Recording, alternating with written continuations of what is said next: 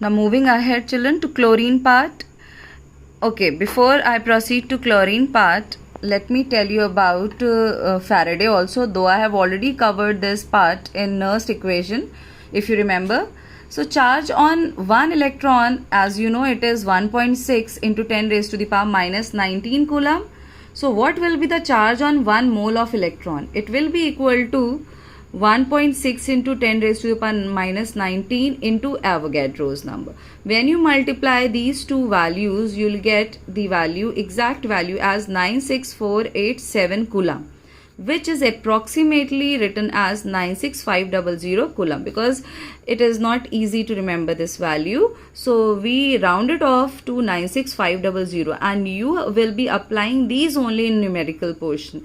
And the questions also, the value of this 1 mole of electrons, the charge carried by 1 mole of electron is given to you, which is 96500 coulomb per mole, and it is known as 1 Faraday. So this part I hope it is clear to you. Now moving on to the chlorine. Since we were talking about the electrolysis of NaCl.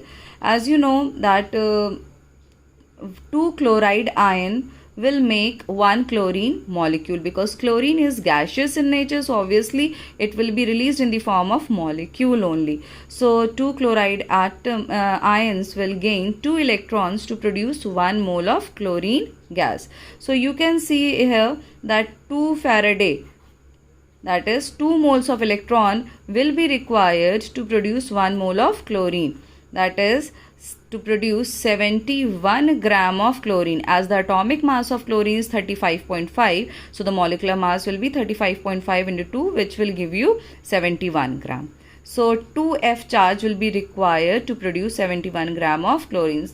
Children, such simple questions do come in your examinations also, and I hope it is clear to you, because I don't feel that anything complicated is involved in these questions.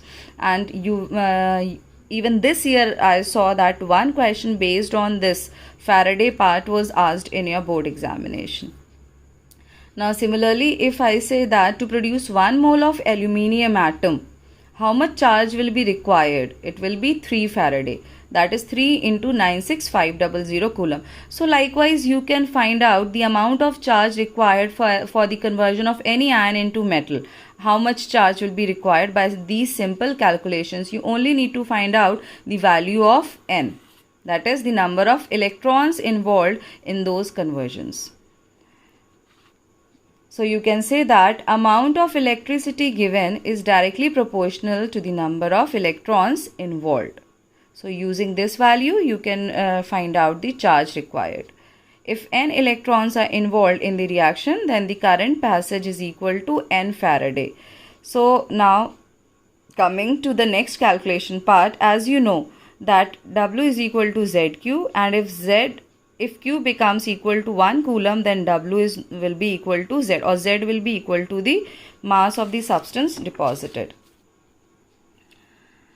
So again, taking the same example of NaCl, let us see some more important calculations pertaining to this electrolysis, as I have discussed this in my previous page only, that 1 into 96500 coulomb charge will produce 1 mole of sodium atom.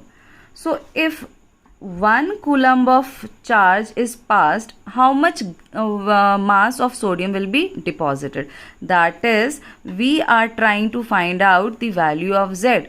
Now please try to recall, as you know that W is equal to Z when charge is equal to 1 coulomb. So if you are able to find out the amount of mass which is deposited for 1 coulomb of charge being passed, it will give you the value of Z. I am telling you this because you will be needing to find it out in many of the numerical problems. So here you can see it is mentioned that for 1 Faraday, the amount of mass that is being deposited is 23 gram, as in case of sodium. So 1 coulomb of charge will produce atomic mass upon 96500. As in case of sodium, it will be 23 upon 96500, which will give you the value of Z. Similarly, in case of chlorine, to find out the value of Z, it will be equal to 71 upon 2 into 96500. Why have I substituted 2 here?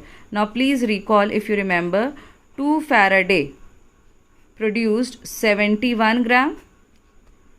As you just saw before this part, that I told you that 2 Faraday of charge is required to produce 71 gram of chlorine.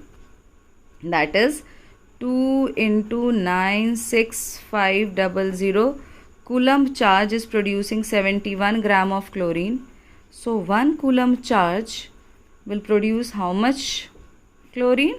Will be equal to 71 upon 2 into 96500 gram. So this value will give you the value of Z for chlorine. So I hope it is clear. So similarly, a general formula is written here. For any X atom, the value of Z will be equal to 1 mole of X atoms upon 96500 into N factor. N factor means we are talking about the number of electrons involved in that particular conversion. And 1 mole of X atom means we are talking about atomic or molecular mass upon NF. Now some more derivations or some more generalizations about the formula are mentioned here. W is equal to ZQ, so which is equal to atomic mass or molecular mass, depends upon what is given to you in the question, upon NF into Q. Q in general can be written as IT, and now you know that I told you in this lecture only, atomic mass divided by N factor gives you the equivalent mass. That is, if you consider these two together, this will correspond to equivalent mass. So the formula gets modified as W is equal to equivalent mass into I into T upon F. So this is another formula that can be derived from the above. Now it depends what is being given in the question, accordingly you will be utilizing the formulas.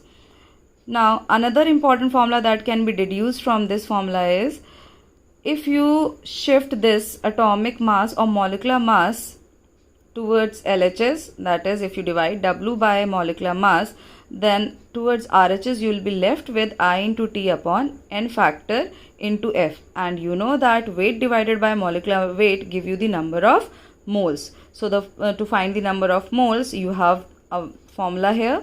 Number of moles is equal to I into T upon N factor into Faraday, which is equal to 96500.